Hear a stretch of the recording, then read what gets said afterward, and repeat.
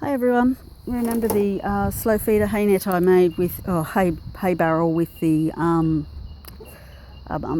metal grid? Yeah, the horses did manage to get the cable tied split hose off it, exposing the metal edges. And while I had filed them and they weren't sharp, yeah, I just wasn't comfortable. So I've come up with this one, which currently Red is demonstrating on how to use it. This one has a slow feeder hay net in it. It's the same barrel, and if he'll get his head out of his tucker for a second. No, he's not going to. Pretty much what I've done is I've got the hay net tied here through a hole, and it's got clips so it can run up and down attaching the there we go, thank you Red. It's got clips on the guide wires attached to the hay net so they can't pull it out.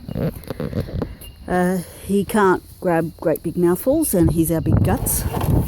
So there you go. People have asked me what these big holes are for. They're not for anything, they're actually just from a previous use. So they're not much good for holding terrible lot of stuff, so perfect for this. The reason for wanting to do this is, number one, waste. Number two, for me personally, is because I'm a short person. Hanging a hay net up high enough is quite a difficult job for me. I pretty much need a ladder to get it up high enough so they can't get their feet caught in it. And my boy Charlie here, he has shoes on, so I don't want him getting shoes caught in it. Say hello to the camera, Charlie. Hello, mate. Yes, you're gorgeous. So if you want to follow me over here, this is another way of doing it if you haven't got a handy husband like me, who has he made those metal guide things. Rope, simple. Use rope.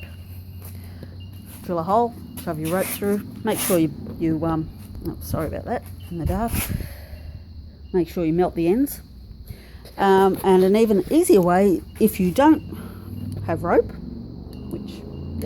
anyway, if you don't want to go to that length, you can actually just put a small hole in the bottom, pull out a piece of your hay net, get your clip,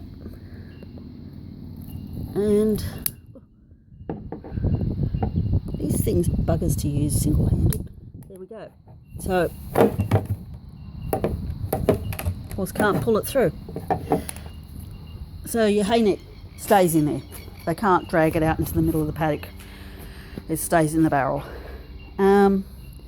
This is actually much easier to load as well, because you'll just undo your hay net, you undo your clip down there,